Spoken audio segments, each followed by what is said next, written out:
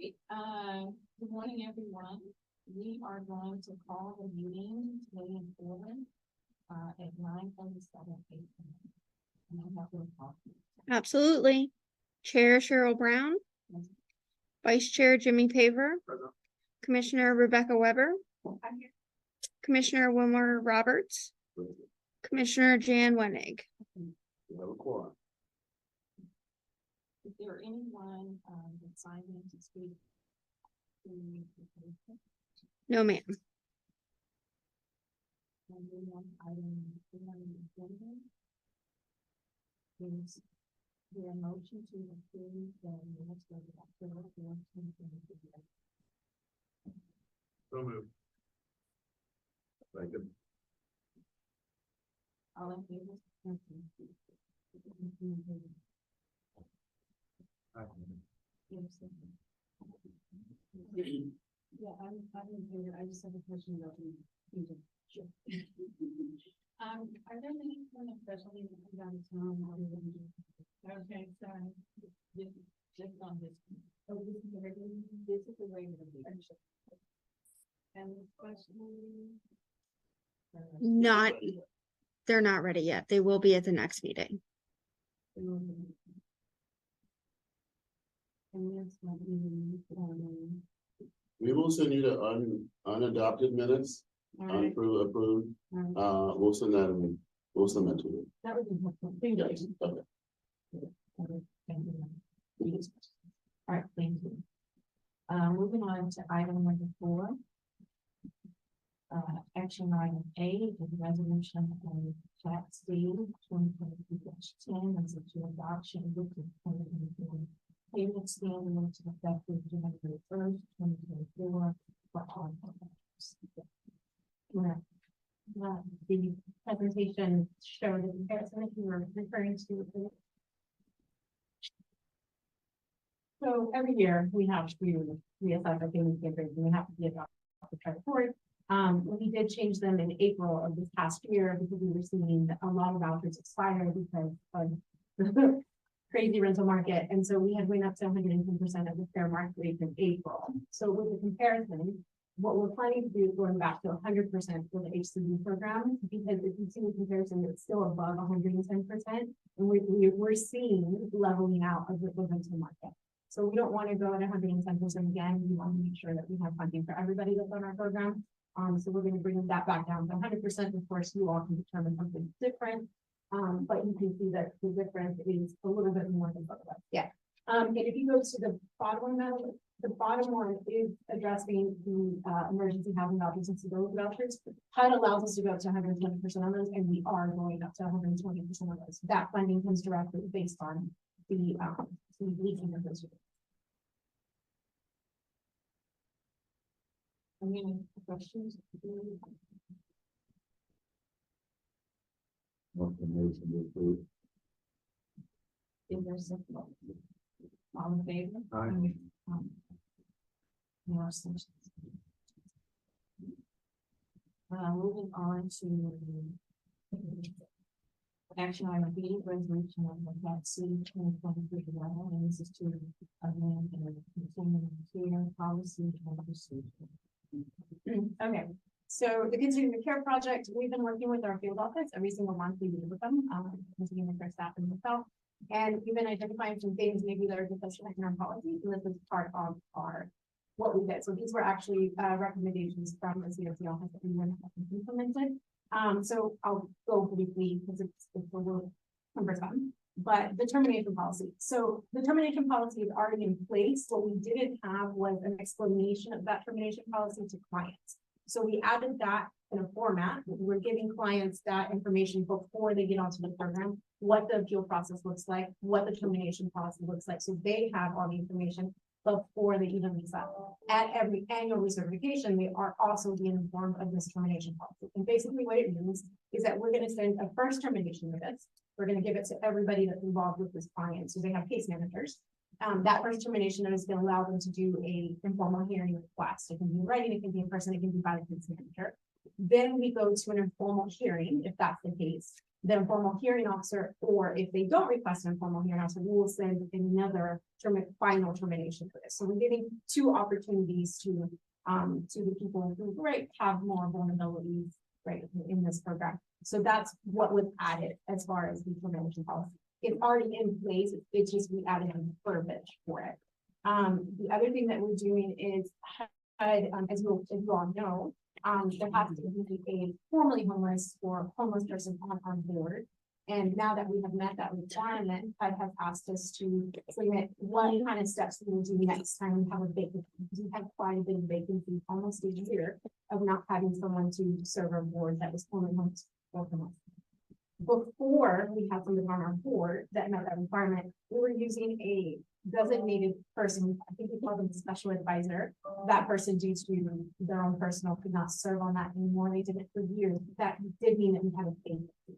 So what HUD has asked us to do is develop a plan. So first we will contact Travis County, make sure that they know our requirements with HUD. We will also request a waiver from the COC field office. And then if we don't have anybody, we will then plan to have some kind of committee within the COC department of clients who are willing to be part of that committee. Right now, we do not have a committee because we obviously have met the board requirement. But in the future, if we have that vacancy, we will look to formerly homeless or homeless people to serve out on a committee to serve that purpose. And what they do is they review all the policies, give us your feedback and the concerns that they have to help better program. So those are the changes for this.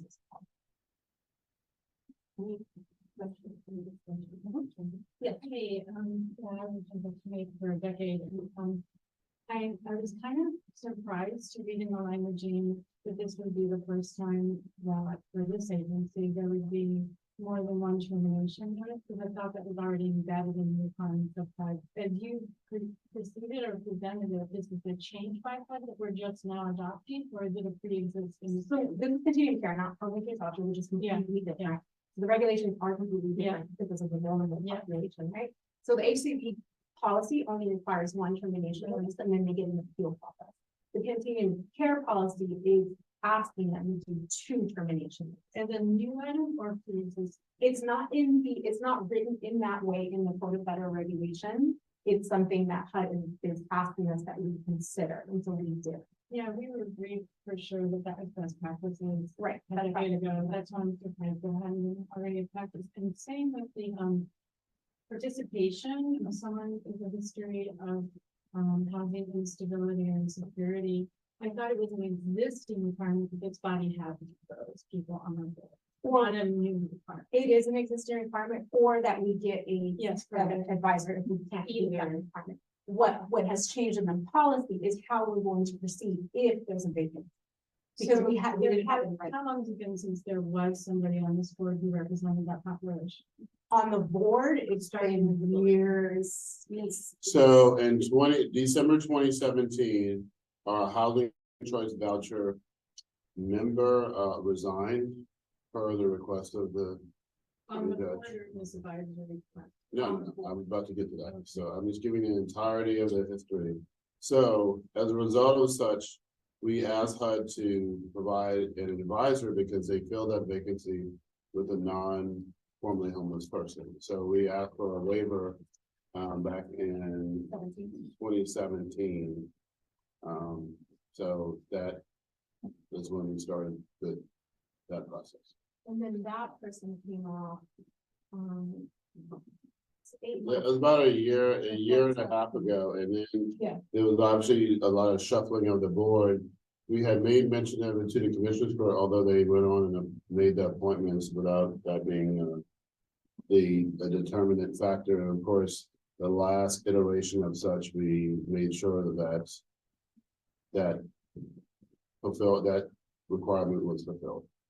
The last iteration. Of board changes, the last person appointed to this board needed to be, when we had the last vacancy, we reinforced the notion that we needed a resident commissioner because we no longer could receive the waiver for not having that formerly homeless individual. So that obligation was met. So most recently, the vacancy filled by my colleague, Ms. Weber, there was discussion having it filled by somebody with a history of housing insecurity, and that conversation or communication happened with our appointers. Yes, they would help. Oh, Yeah, we have that.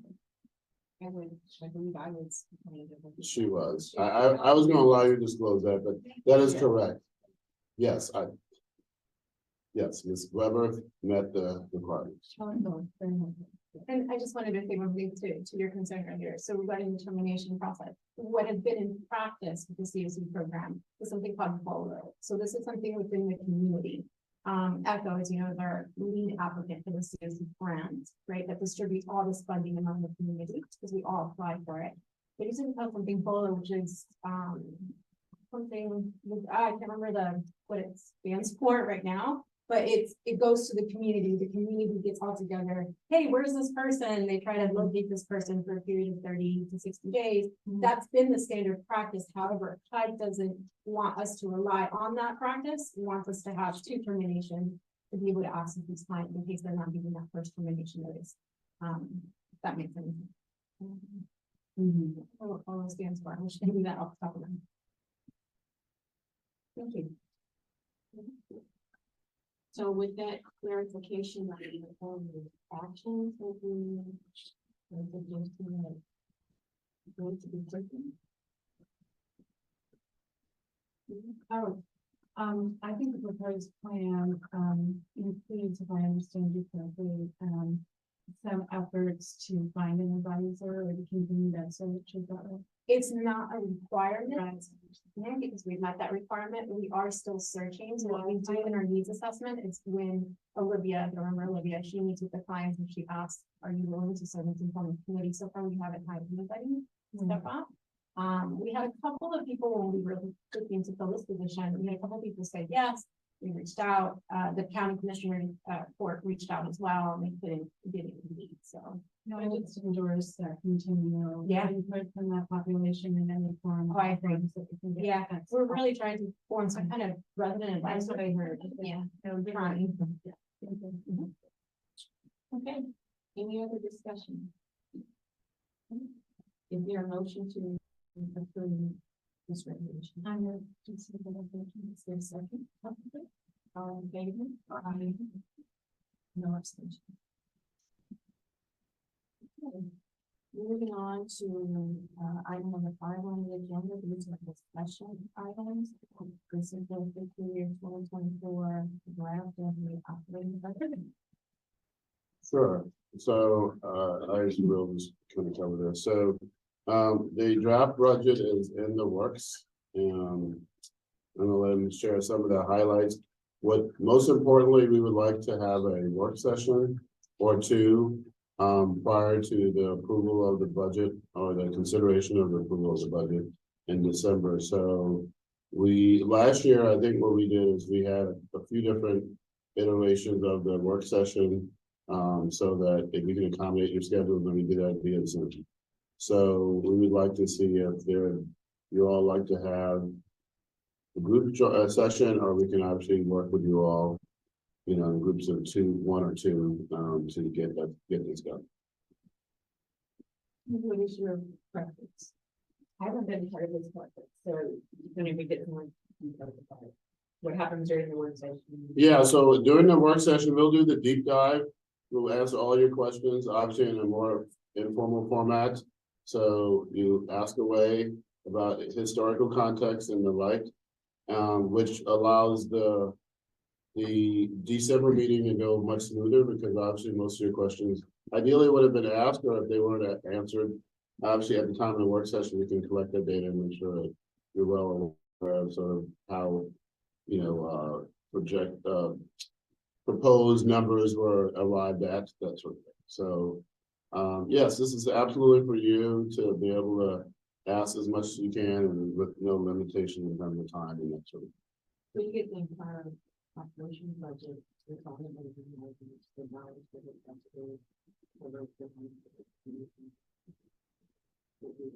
And you'll have a presentation. Yes. Yeah. So would your preference be that we do it as a group or? Two hours? So, last year it was done by Zoom, I think it was phone call, That's correct. and, it was done in Paris, but I was alone, and couldn't make it. Do you have an experience from last year that tells you whether that's preferable, or whether you I think?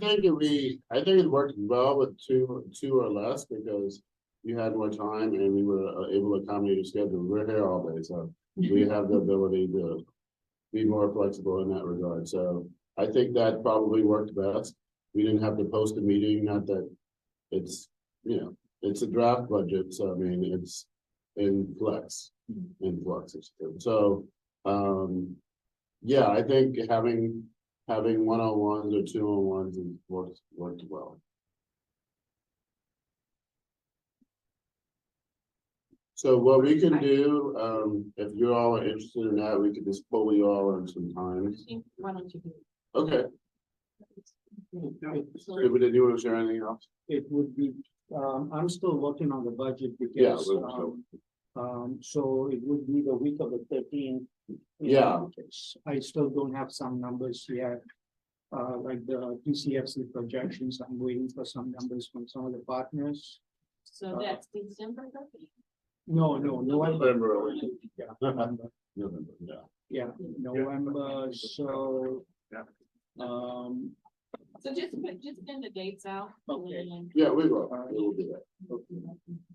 Any preference for morning, afternoon, Just, just whenever? just send it out. We will, yeah. Okay.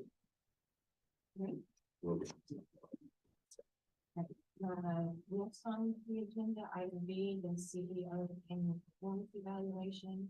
I think I sent everything to everyone, including me and Steve.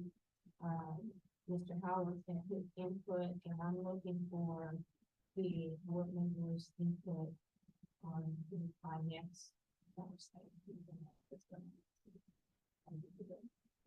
And I'm looking for everyone to Steve. Put my fingers on it, because I think it was in a while back, right? No, we sent it twice, but we'll send it, we can send it, I'll just find it, I was wondering, who sent it? Steve sent it, I think we sent it twice, right? I think so, I think I sent it. Sent once and then it was forwarded. Yes, Okay. yeah, so twice. So you have one from Steve, and I think one from you. Right. No problem, but if you don't have it, then let me know and we can make sure. it's good. And did you receive the email from Mr. Howard? Did he send his input? Just a question on the, technically, is the document attached, is the evaluation form something that you can potentially send? Is it like? Just technically, not. I did it with the, So you I printed couldn't it, convert it to, it's just a PDF. that's what I wondered. So I printed it, So print it, wrote it in, mark tallied it, it, yeah. send it. It's not real complex in that regard, so yeah, you can. Well, you have no idea what feels. And you can't edit if you have a PDF. I know. Yeah, you can get it. Got it. PDF editor. Thanks for the heads up. That's what I was looking for. Prepare to print. Yeah, it's not very. I don't have it. And I did find Mr. Howard, and it, so you didn't put points in, you just gave us information, right? Just That's a correct. narrative, okay. Yes, Yeah, he would not give himself. yeah. But I can But give it's you, just a description. but it so you was can all see. fives if you were wondering where I was. Well, I was first like.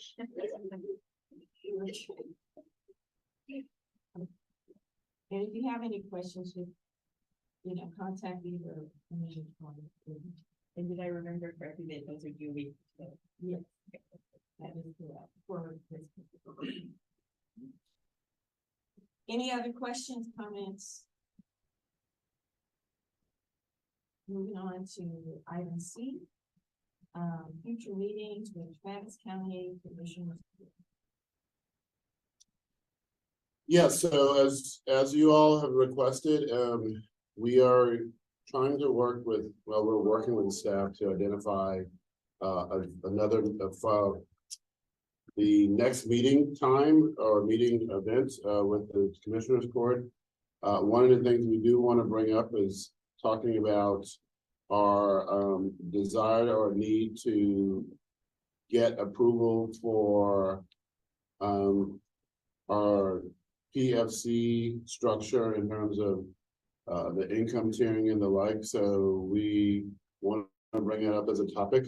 But generally speaking, we want to have regularly scheduled meetings with the Commissioners Board. So we're still trying to nail that down. I think they were thinking maybe end of November, early December, but we're still sort of trying to work that out, I guess, with them.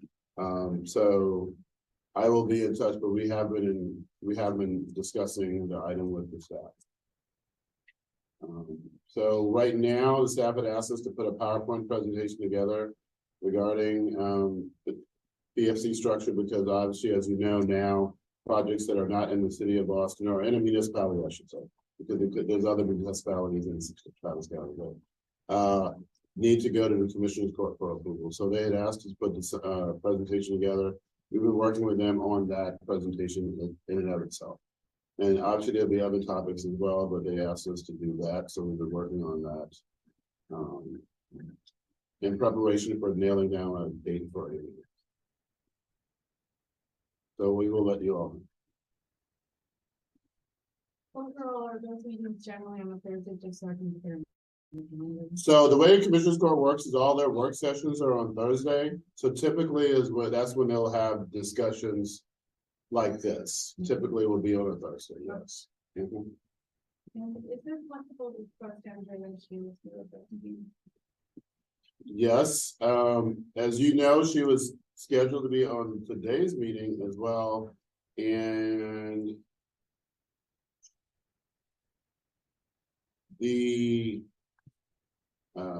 Ms. Weber is on the correspondence.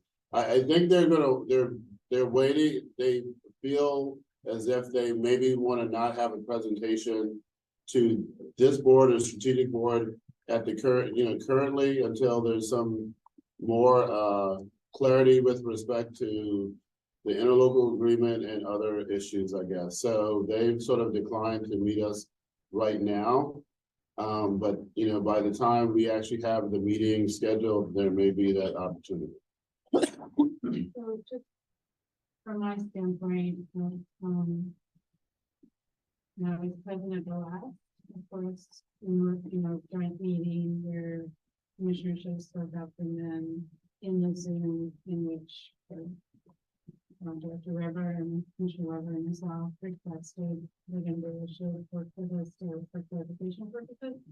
I just feel a need for education, and I feel like other board members are also looking for that education that's available to members shared in terms of what is, the current deals and what is, how's that reflecting the Commissioner saying, how can we better pursue our mission? It's just like a friendly, harmonizing combo.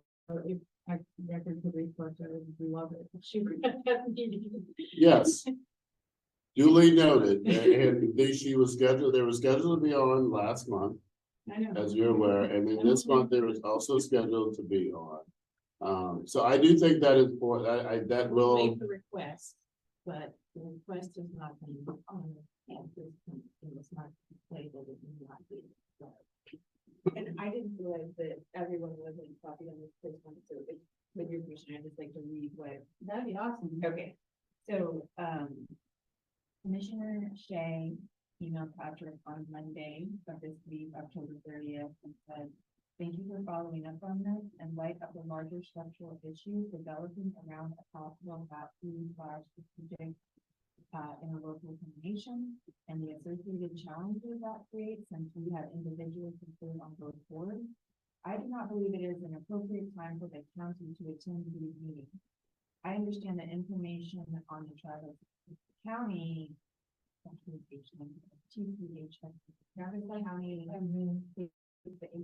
Housing Facility Corporation portfolio has been shared recently. I understand the information on that portfolio has been shared recently and hope that is helpful." Did you get that? I don't think so. But we'll send it out. but would prefer that we not get in the middle of or potentially distract from core organizational issues. On a related note, I appreciated your letter from late September regarding biannual meetings for commission report. And look forward to those who discussions so we can continue to build better community. Yeah, I don't think that the, perhaps all this thing. But thank you for noting that in the minute. I think there's a misunderstanding. Of that thing. So, thank you. Well, What was confusing to me is why Commissioner Shea would decide whether on the shield would attend, and I didn't understand. Is Commissioner Shea so, shield boss or her appointee? yeah, neither.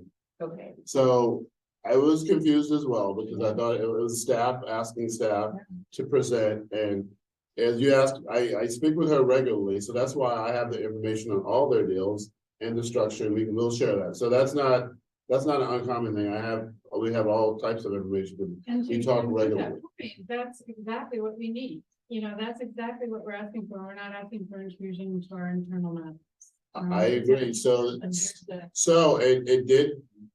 it did come by surprise that I got an email from her policy advisor saying they will not show up at the last meeting when in fact, my correspondence was directly to Andrea, not to the commissioners court. However, I know that they do work in a committee structure with each of the sort of areas. So my assumption was because she was intimately interested in what was that area that they elected to intervene and decide to not have her come and speak. So yes, but it's not clear why that was in fact the case because I never corresponded with the commissioner's court regarding this issue. And then we got an email saying they're not showing up. And we get a subsequent email saying they're not showing up. So that's still not clear, but I do know that again, the commissioners, they do have committees and there's 2 commissioners assigned to each of the committees. And so I do believe that this committee that deals primarily with housing, I believe it's Commissioner Shea is a part of that, maybe Judge Brown. But we'll share the information. What we have information on is we know all their deals. We know what the percentage of the income tiering was and this basic information we get. So we share that information back and forth between the 2 agencies. So because we must harmonize, and I just don't understand the silo thing going on, but I'll send over. okay. Thank you. All right.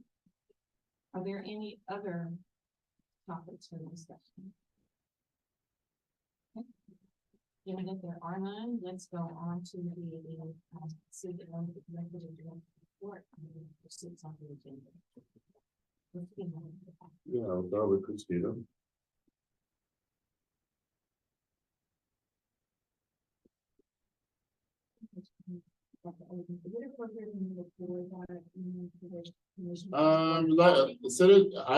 I'll send it out if you, yeah, I will send it out so there won't be any forms.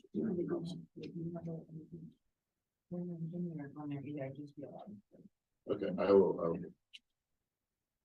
So this update, I did do a little while back, and there's some things that are already done. Unfortunately, the policy for the stability voucher program has been developed and will be presented to you in the December meeting. The stability voucher program is effective November 1st. We have 5 vouchers from that. Not much. We won't take the referral. We just can't go into the project until that policy gets approved by you all in December. We're working with Integral Care for that stability vouchers, and of course, those vouchers referrals have to come to the coordinated interest. So that's already up and will be in December. We're working on, I was working on Inspire and H2S new and developed by HUD. However, HUD has allowed us to delay the start of that because so many housing authorities are having issue with starting this new initiative until October of next year. So it gives us a little bit of time to really dive into the new policies. It's going to be a reformatting of how the HCD program works. I have not dove into those yet. But it does allow me a little bit more time to get into those in the next couple months. And then actually the 3rd week of November, I will be doing quality control reviews. I think you all were interested in what it looks like CMAP related. So I will be doing the yearly, not CMAP, but quality control reviews of every single project, every single program and project that I have. From H2S to resets to emissions, everything will be quality control. And then that will be used for staff training. It doesn't need to be set to HUD or anything like that, but it will be actually. Maybe you had said that you were gonna send that to us or present it in some way. I don't feel comfortable. It's a lot of tenant documentation that I cannot release. Of tenant, a summer? I can definitely give you a summary, yeah, Yeah. of each project and what the results are. You conducted that last year as well? Yep. Can you have me something from last year? That would be great. Yeah. I can have it before the meeting. So what we've done is we put a folder on Boardable, what's it called? HCD documentation. or something. Okay, so we will put that there so that, you know, you'll always have it. Madam Chair. Yes. Christina Yeah. and Patrick, I know I've missed the meeting down at the Capitol. Can you kind of update us on I that? did not go. Okay. Sure, I met with Senator Campbell's aide, his name is Hayden. To talk about essentially just more support for the VASH program. Based on the numbers, there is adequate vouchers to meet what is being prescribed as the demand for housing. I know that that's debatable, and so some of it is more I'm gonna say not conjecture, but more anecdotal in terms of what some may have believe is the issue relative to the homeless veteran population. But as far as the statistics go, it appears that we have a commensurate number of vouchers for the number of veterans that are homeless. Having said that, they all are interested in encouraging and supporting VA initiatives related to, you know, more vouchers or adequate number of vouchers. So we've got, Madeline, we've gotten 3 or 4 emails from other members of the state legislature about, 3 in total, yeah, maybe 4. 3. So, because they went into special session, so it just happened to be at the same time as when most of them got the subsequent correspondence from us. So I didn't meet with one individual, but there is general support, and we'll stay in contact with them, and they all asked how they could help, so that was positive. So it is on their radar. And we do have another meeting planned with an aide for when special session closes. So after special session ends, we do have a meeting in the works with the aid of another representative. I cannot remember her name right now, but we do have another meeting in the works. Yeah, so this Just is wanted to make that note. Campbell, who represents some of Travis, Hayes, and it's kind of weird, but it's Bear. Not much of Travis, is it? Not much, it's very much, not very little. Yeah. Interesting that she was the one that responded, but yes, not much. I think it's on the dripping, like that section of Travis County. So, but it's mainly I know her from San Antonio actually. So, yeah, it's mostly Bear and a little bit of Hazy, a little bit of Travis, but yes. And Mr. Roberts, if I may add, so the way the VA head is looking at it is that, yes, we only have 30 vouchers to fill, but HACA has 400 plus. Yeah. And so they still have a lot of vacancies in their program to fill, and they see that in combination between us and them, they have enough vouchers available for the veterans out there right now. The second thing I want to add is we are meeting with HUD VA monthly, we're just discussing strategy, collaboration, how we can better have that process. We, as a housing authority, do not have issues with the VA. We only have one vacancy that's not accounted for right now, which is great. And we're about to get that. But they are, in saying that, HUD VA has put together a conference for PHA and the community stakeholders on the 12th and 13th of December. It's for housing authority staff members to attend and collaborate with the VA. So Victoria will be attending that in December. I may as well. It's just my concern, if I may, is just the 30 compared to 400 is a little one-sided in a sense, and then especially when we're dealing primarily with outside of the city and other areas. And Yeah. these areas are growing, you know, particularly in Brooklyn Springs, Maynard, Building, et cetera. Yeah, and we're hopeful with all this advocacy that's going on, you know, Patrick and everything that's happening, that we'll be selected, you know, we'll give them more vouchers, but I've actually, had conversations with HATC just in the last month about, we're ready and willing, we're available, we have the staff, and we're looking at vouchers, and so we get that into account, so we're hopeful that they'll come So out. thank you. Appreciate it. Yeah, and to be honest with you, that's the case in every special voucher program. They look at the size of the organization, they're not looking at the geography, like, oh, Travis County. They're saying HACA, they see the size of the organization and then they see our size. So we'll get 5, like we got with the stability vouchers, and HACA will get 500, you know what I mean? So that's what happens. I mean, it's not just the VASH, it's every voucher, every special program of this. We're continuing to grow, we're at 691. In fact, We are, yes. 10 years ago when I was here, I think we were at 530 or Yes. something, you know, so a little bit every. We couple apply, months. we ask, you know, when there's a request. So we do that, yeah. Mr. Howard, what would you be asking for if it were to 21? I think we could probably double the number we have. Yeah, so I think that would be more of a question for me. I think we can do probably 20 or 30 staff. Now, if we get more staff, so if we can definitely do more with the current staff. Yeah. Mhm. Thank you. Anything else? Thank you. No, thank you, appreciate it.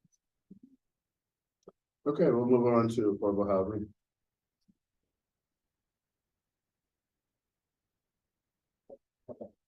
So I do apologize. I'm not sure why it's not updating the right one, because I updated it, but it doesn't reflect it. So my apologies. I will get with Madeline or Patrick, so I can update it accordingly. So I actually will be working with Carlton to correct any UPCS and final construction related deficiencies. We recently had a final construction UPCS inspection over at Eastern Oaks. We actually received the UPCS report on the 27th, the day after that.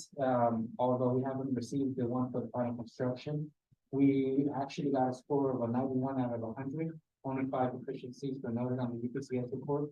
One of them is already completed, and we are in progress on working on the other ones. I am also working with Carlton, processing applications so that we can get all these vacant units filled in. I know they're having some staff issues right now, so I am more hands-on at the property, helping the manager. They are down only to a manager as well as on maintenance technician. So anything that I can do, I'll be out there helping them out. And then I will continue monitoring the progress of the permanent stairs over at Mayntown. I did receive a actual update this week. We are about 70% completed altogether. They are currently installing the stair stringers and the stair treads. Next week, they will be beginning installing the handrails as well. So we're close to finishing the permanent stairs out there. We're hoping, as long as the weather permits, within 2 or 3 weeks, we'll finalize that. Those stairs there. Any questions? Yeah, I was reading, in the report, the write-up that was related to the test compliant issue. Yes. Can you elaborate on? Yeah, so I actually walked with the inspector myself. He only saw one roach that was there, Uh-oh. and so he had no done. Yeah. Most of those other deficiencies, oh, sorry. Without the TDUC. Yes, ma'am. So there is 2 different reports, right? Yeah. Now, on the unofficial list that you see, most of those were pointed towards the final construction deficiencies. So again, we're still waiting to receive that report. Most of them are ADA requirements that were not met. So we are going to meet with the engineer as well as the architect once we receive the official report, so we can see what the balls are. That way we can hold them accountable so they can come back and get those items fixed.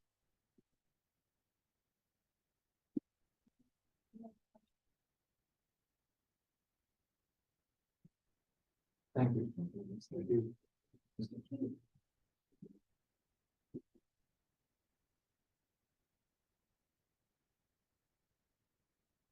Sorry. And while we wait, I appreciate the photos too, the standard. With videos.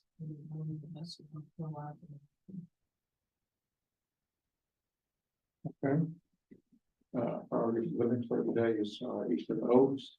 DDHCA has been, as mentioned, performed the final construction inspection. We're waiting for report staff will address any issues arising from the final inspection. Once all the items have been corrected from the inspection list, we'll be ready to draw for retainage through TDHCA. So now it's time frame of when we get the report from TDHCA and then how soon we can address the issues. On Mayortown, framing is nearing completion. The sheathing has been installed on the exterior of the building, the first and second floor. We just had the draw 6 inspection Tuesday morning. We'll going to be submitting that to TDHCA for payment. Construction is now at 34% complete, and we anticipate making a request for TDHCA's 50% completion inspection. It's either going to be at the end of November or the end of December. It's kind of hard to hit it right at 50%, but we're going to be there. We're going to be there pretty quickly. One of the things that I did is a number of the things that were called out at Eastern Oaks were basically ADA issues where they were measuring height switches, things like that. On Eastern, the architect was reminded of that more than once. So we're going to go back and see if the architect had it in his plans, because there's accountability there if he didn't. And if he did, then we're going to have a conversation with the contractor, because if it was in the plans and the contractor didn't build it according to that, then we're going to be addressing it with him.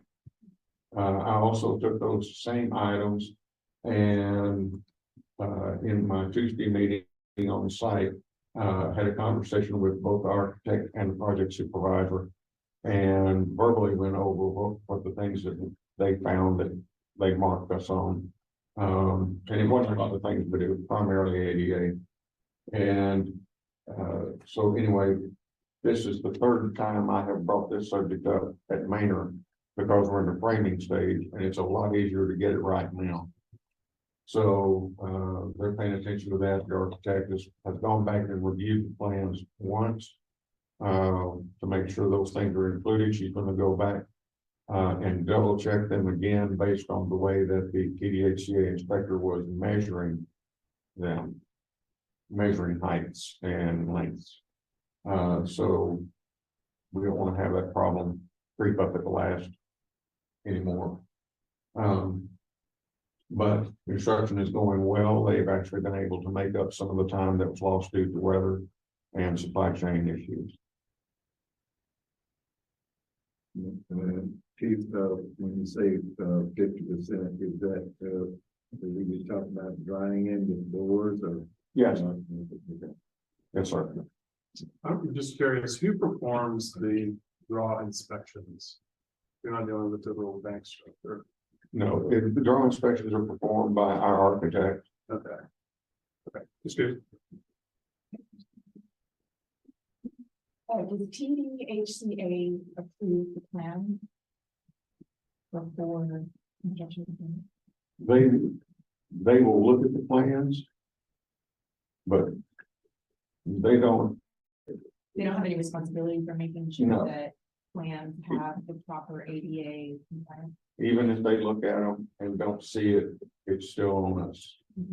That they do approve plans. They review plans, which is not like stamping, Yeah. Not- but they do look at them. We do provide them.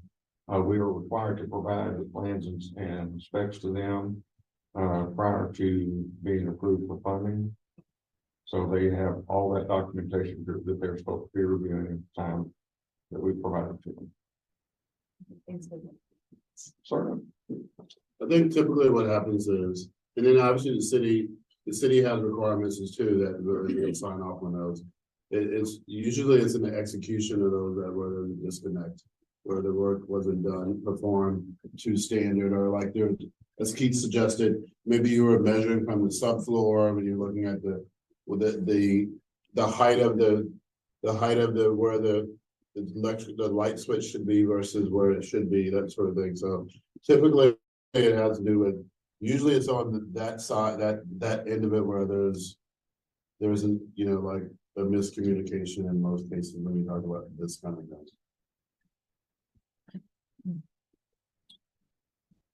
Yeah, just real quick, not to drag it out, but if they measure from the framing, when the inspector does the final, he's gonna be measuring from the sheet rock. So there's a ½ inch difference right there, or 3/4 inch difference right there. So those are the things that the project superintendent is supposed to take into consideration when he's checking the work from the contractor. Yes. This is for Keith and Patrick. I wonder if you could refresh my memory from a year ago when the deficiencies were first brought up, and are these the same deficient? I remember a lot of the ADA ones were also at that time noted, and that's why when we were hiring Carlton, and we had a deficiency that had detected, and is this the same batch of deficiencies? So it's related because there was a final construction inspection conducted by the TDACA as well. And they found similar deficiencies at Alexander and Summit, Right. as well as they did right now at Easter. And so we're trying to avoid that, and that's what Keith was emphasizing on. That way we put it to the attention to the architect now. That way we don't develop these such deficiencies that many of the town face too. But yes, Matt, to answer your question, they're similar deficiencies. Yeah, but not on the same properties. Those were correct. Correct. Different road. But it's a similar path. So this may be prevalent. So I think my experience over 20-something years is that it's pretty prevalent on a lot of developments. First of all, it's some contractors aren't up to speed on that, although I would say that F&A,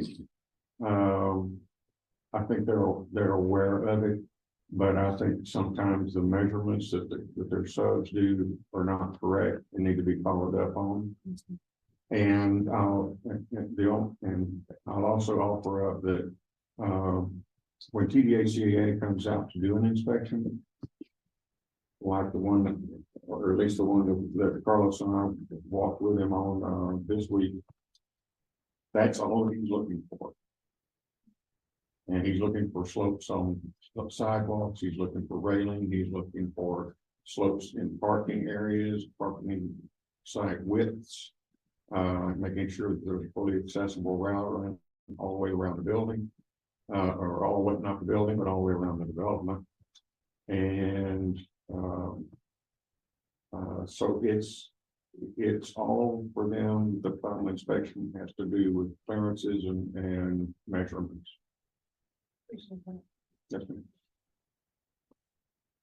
Anything else?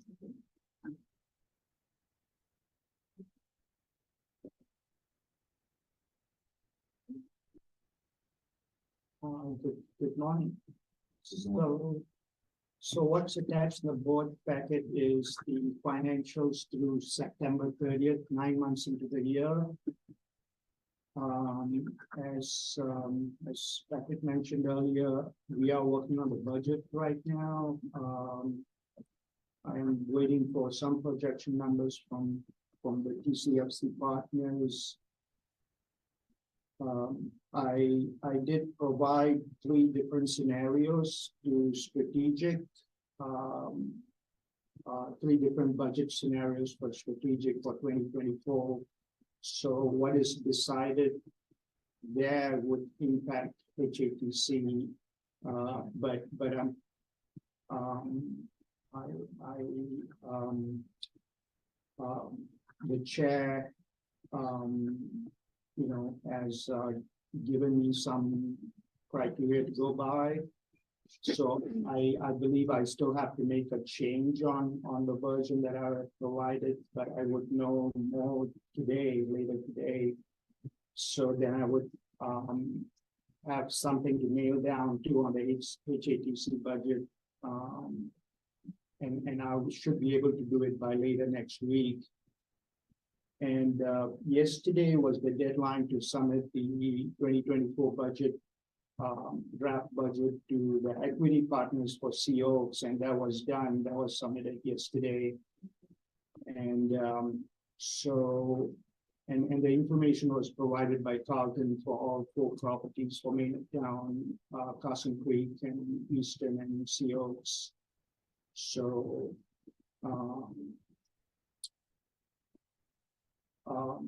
as you can see on the financials, Seoaks and Easton, there's a deficit on both of those properties because there are vacancies. Hopefully, that's what Carlton is working on in the next 6 months. Hopefully, there'll be a turnaround, and the numbers will look better. Hopefully, will look better in the coming year. And of course, Maynardtown, we have the staircase, which is costing us about $100,000. So as far as the budget, it's an estimate at one point in time. Of course, we can amend it at any time. So, And I think we talked earlier this year about allocating some level of contingency for things like that we didn't plan for, like fixing a staircase. So hopefully we can get our budget soon, something that's set aside to cover those type of expenses. So it's not like a hit to us. And I do want to go back to Kip real quick. So in terms of the budget for Maynardtown, are we still within budget, or have we encountered any like substantial change orders or anything like that? Go back and look at the last call, but I think we may be a little bit over budget because of some redevelopment expenses that we incurred prior to construction beginning. But we have not received any change order requests from the contractor to this point. So things are moving on. That's not to say we won't, because prices still are increasing for materials. And even though the contractor may have had prices locked in at the time construction started, if there's a substantial change and he needs to purchase those materials and supplies, that price may no longer be honored by the supplier. So that's kind of one of the things you deal with as you go round up for the project. Just posted. Absolutely. All right, well, we look forward to again proposed budget for HATC after Yeah, and just to preview, Carlton's been doing quite a bit of analysis of the properties and some alarming things, I guess, to some degree. So they're a little bit taken aback by some of the conditions of, the units, but particularly Carlson is one. And of course, we haven't made too much of any investment in that property at all, to be honest. And then of course, Maynardtown, which was built in 1980. No, I'm sorry, 2004. So it's, nearly 20 years old. And maybe the construction wasn't the best, but I mean, I think at the time it was what it was. But so they're forecasting for us, they're suggesting to us that in, the near future, significant repairs should be done to keep those properties sustainable. If not, we might want to dispose of them, quite frankly. So we will be coming back to you all with that information. We did do a physical needs assessment for Carson Creek and we're still going through that. But the thing about Carson is, the rents haven't gone up, I don't think ever. So they're pretty low, relatively speaking. I think for 1-2 bedroom, it's $800. So they're suggesting that we need to increase the rents, which obviously folks haven't been complaining because the rent's been very low. But of course, it's lower than even what the typical standard for even an affordable unit. So we need to come back to you all about what we propose we should do about that property. Well, I would be curious to see what their assessments. Sure, yeah. How many properties have been? All of them? We paid someone to do a physical needs assessment for Carson Creek, which is 16 units, the 8 duplexes that we have. What is the process to dispose of a problem property? Well, so this one is not we didn't receive funding from HUD. It was through the Resolution Trust Corporation, affordable housing program, that we have kind of acquired these properties. We didn't really have to pay for them. They were given to us. So in that case, we would just need to find out if there are any other requirements. So I'll have to get back with you on that specifically, because the program, it'll have to do with the program requirements. And that's a little different from a traditional, HUD funded project. So we'll need to go back and see what that looks like. They no longer exist. So we need to figure out exactly what we would need to do in that case. So in some cases, sometimes it should be, they would ask that you offer it to the folks that live there first, like a right of first refusal in some cases. And then obviously you could, sometimes you would ask, you sell it to another like entity. But I don't know for sure on these, we would need to find out exactly. Because again, it's a little bit different because it's not a traditional HUD property, and the program doesn't exist any longer. You would need to get a legal opinion about what? Well, we would need to look through the program requirements, yeah, and then get some sort of legal. Do we ever knock down, will we ever is it within the realm of possibility that we would knock down 8 duplexes and build something else? Yes. Okay. Yes, oh yeah. So I mean, HUD, there's a number of different programs over the years that have been, the HUD's used to address dilapidated housing. There's a replacement housing factor, which means you get funding to replace units, but in a scattered scenario, because obviously they're thinking about a public housing in terms of how it need to be integrated into community has changed. That's when Hope 6 became, the thing that was used to rehab housing, and then obviously the tax credit programs and other things. So yes, you could get funding. We can't for the units that we have because we've already converted them to RED. But yes, housing authorities do that all the time, where they'll say, for instance, in many cases, properties were in the downtown areas or near downtowns when no one wanted to be near downtown. And San Antonio is a perfect example. They had several units in and around the downtown area near the Riverwalk, which was not desirable at the time they were constructed, but obviously they are now. So they're able to dispose of those units and build other units, other places within the city to replace those that were there in those areas where they got prime dollar for the property. So that is absolutely an option for us.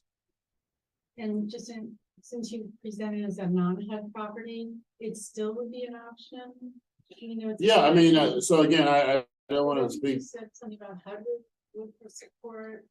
Well, I'm gonna just ask, but we received this through the Resolution Trust Corporation, and they have standards for their program. They no longer exist in that context, so we'll just have to ask a couple questions of individuals that have some knowledge about that program specifically to figure out what we need to do.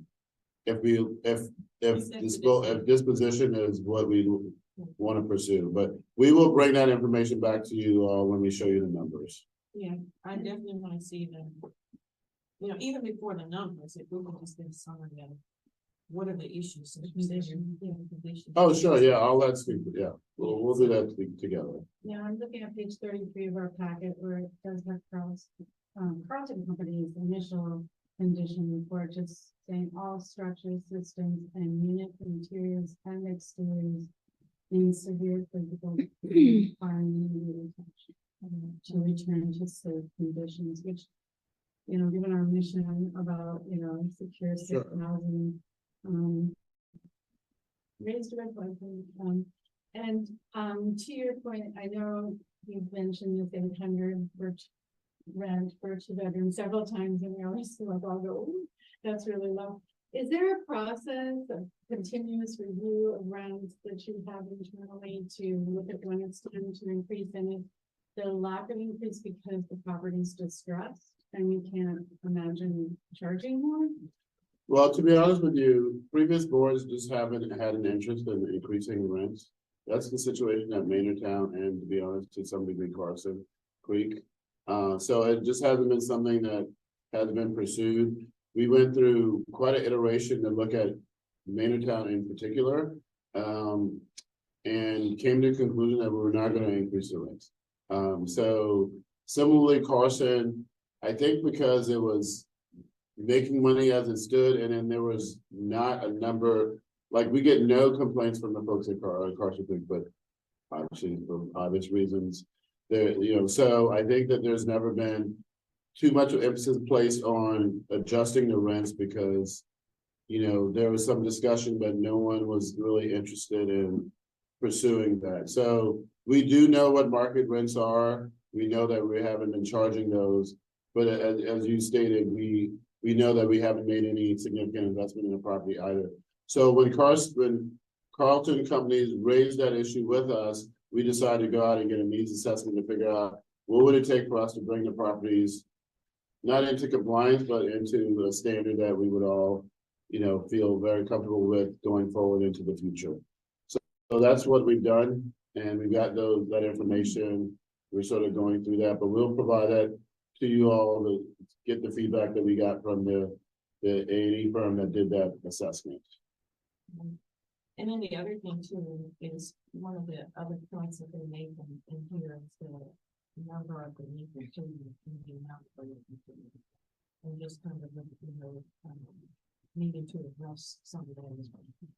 So, There are a number of issues, to be honest with you, that sort of been uncovered. I think some of it has to do, and you know, we're kind of not taking it with a grain of salt, but we're sort of, you know, taking some of this under advisement because some of the systems are maybe not necessarily reflecting exactly what we believe is the case. So, not to suggest that we're dismissing what's being said there. They have come to us and asked us for some additional resources, to be honest, to assist with it, to sort of help get us to where they feel like we need to be, obviously, at this point. So we are kind of working through that now, just based on the feedback that they've gotten. So we're not taking that lightly. So, but there is some work to be done, I will tell you. Yeah. well, I'd love to hear a report from those guys. Yeah. I'm sorry. We'll have them back. Just to, now that they've been on board for a Right. while, I mean, I appreciate their report, and I was asking, Carlos question about, you know, I guess the rodents and whatever else that they have, but the question really should have been addressed to Carlton Companies, because they were just saying that just in terms of, you know, the units and upkeep and some of the things and things. I just be interested in here. Duly noted. We will have them back. We'll Yeah. plan on, By Zoom. by Zoom, yeah. May I just say that I was a little put off by the gentleman who represented Carlton, implying that residents are dirty and that it's their fault that there was pets. And so I probably should have just addressed it in the moment it was the first time, hearing about it. Maybe you could just give that feedback that like, I I can do do that that. again, I probably will publicly say Yeah, that it's so unacceptable to me to laugh Sure, about yeah. how residents keep roaches as pets and things, like, we're talking about the same people, right? we are. Yeah, Yeah, that was we just, are. completely unacceptable, and I know you didn't say it, but maybe you can pass. Sure, we can. And I will say that just in closing in terms of that, this part of this discussion is, they're, I wouldn't say they're not mission driven, but they are profit driven. And so they, the situation, and I'm not saying they're exacerbating the situation, but that's why we're saying we're looking at what they're saying and trying to, to evaluate the merits of what that looks like, because we believe that some of that, can be remedied, much easier than what the picture maybe they're painting. I would say it that way. So that's why we're saying we're kind of working with them to figure out what the realities of this is and how quickly this can be done. But, if that means, they want more money in their contract because they want more people, we're trying to figure out how to appease their interest while being mindful of the cost as well. So that's what's going on currently. But to your point, there are issues that have been not addressed appropriately. But of course, again, I feel like they are looking at extreme cases and giving you an extreme scenario. Not to say it's not true, it's just that we are trying to address it the way it should be addressed. Right, and I will say this, I think that one of the things that happens when you start looking at comprehensive lists and, here's a list, here's a budget, right? Sometimes it's a matter of prioritization. What do you focus on first? What's the most critical thing? And so, I'd just be curious to see. Sure, yeah. What it is they come up with, Mhm. and then, some type of structure in terms of, grouping them into priorities. What's the most critical thing? Like, for example, when we did over at Maynardtown, the stairs, there's just no way around it. It's something that has to be addressed, right? So having the board have a view of the properties, what are the issues, and then, given where we are, what's the most critical thing that we can address? So we could do something like that. Right? And some of that is a job justification, I We criticize get all of that. work, but Yeah. that's some of that. And But I job think that security. there's an opportunity for us to see and then for us to address, right? And then we can figure out, what we're doing, but at least, we're aware of what people are bringing to the forefront of identifying issues that need to be addressed, because like, what we said before, safety and security is most critical, Mhm. and that's what we need. Yeah, Alright. I wasn't saying that this may, but I was just in a general picture, that's what contractors sometimes. I guess they're for profit. I mean, that's probably one of the reasons why, when we were vetting who to hire for this, I don't know as part of that decision making, but we wanted that, but they need to understand that we are mission. Yeah. And that, so if they want to work for us, they need to follow our mission. Absolutely. And they've got a good track record. I mean, I'd say they've been working with HATC for some time, and they seem reasonable at that, but this project is kind of a small project for them in relative terms. So there's not a lot of profit margin with the existing, I'm going to say that. So we're just finding, maybe that there's some, some interest in trying to expand on what was. So, right, Yeah. I get it. Yeah. But, we can all look at it and. Yes. Intelligent decisions. Sure. All right, let's go on to Steve. Yeah. Good morning. So the spending, quite a bit of time with SHFC, facilitating and managing the recruitment process for their interim executive director role, and working with their personnel committee. Happens to be Jen Winnick, is sort of the point person there, and been working with them, and we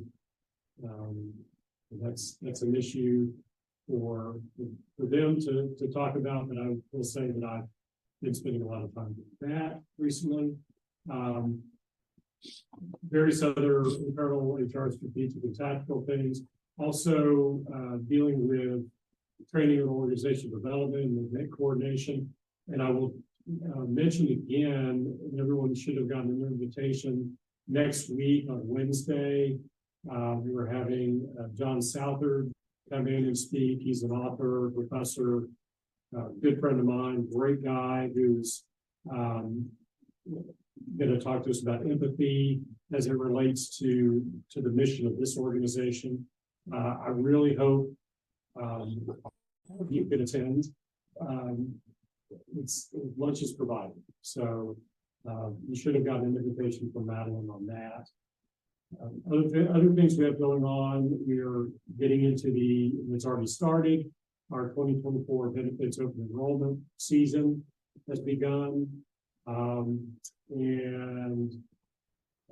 other things I'm involved in is tracking the strategic planning process for third quarter, wrapping that up, and some other year-end tracking. When will you have the third quarter tracking of the strategic plan complete? I'm waiting on one or two directors to get info back to me, and I will have it. As soon as they get it back to me, I'll have it done, and I'll post it on Boardable, as I usually do. Well, it would be great if we could have something in place by next week. But- Affordable, so that it could be taken into consideration as we look at performance evaluation. Should not be a problem. I'm hoping my goal is to have it by Monday, Awesome, so, that would be great. and that's really all I have. Right, and when you post it, can you just send an email to say that it's posted? So Absolutely. Yes. all right, great, thank you. Dave, could you mention the ethics? Oh, yes, we are also, if you recall, maybe a while since you've read through it, but the HATC Human Resources Policy Manual has a very large section of ethics that has been in place for a long time. I'm in the process of reviewing that, editing it, revising it to sort of modern day language and standards. There's nothing wrong with it. It's just we are taking a look and seeing if anything needs to be updated in general. Out of that is going to come a form that we would like all board members to sign. That just it's really the same information that's already in one form in the policy manual now, but it's just a commitment to ethics. What is expected of you as a board member with regard to ethics. We may be looking at doing some additional ethics training. I've got some frameworks of some training that I've done that we can adapt to this use, but stay tuned on that. But I'm in the process of reviewing and editing the entire section of that of the policy. So Awesome. So that leads me to one of the other topics. I guess since we're talking about business, but one of the things that I asked Mr. Howard to do is to create an ethics committee, and I think this tightly aligns with what Mr. was saying is talking about. And so, if you read in the standards and bylaws documents related to ethics, it's something that we should have had in place anyway, is an ethics committee. And so I am looking to institute something like that in 2024. And if you read the, you know, we can look at the constructs of it, but the way that it reads is that the ethics committee consists of 4 people. One being a county commissioner, another being a staff person. Another being There's an alternate staff person. an alternate staff person. Which is typically the attorney, but the attorney would probably be called upon what's actually. But I would like to see something like that in place, and then one of the other things that I would like to have happen for us is at least once a quarter. That may be too much, maybe at least twice a year, that we have some type of ethics training as commissioners. So we can, you know, just kind of keep it forever before us and we know how to conduct ourselves as commissioners. Thank you, Steve. Any board committee reports? No, ma'am, other than, as mentioned, the real estate, committee will convene and we will share, materials that we put together, as per, the county's request, to do such. So we will run that past the committee here soon. Any new or unfinished business? Is there a need for an executive session? Is there a motion to adjourn? Motion to adjourn. All in favor? Well, it's favorite. All in favor? Thank you. Thank you, guys. Thank you. Take care.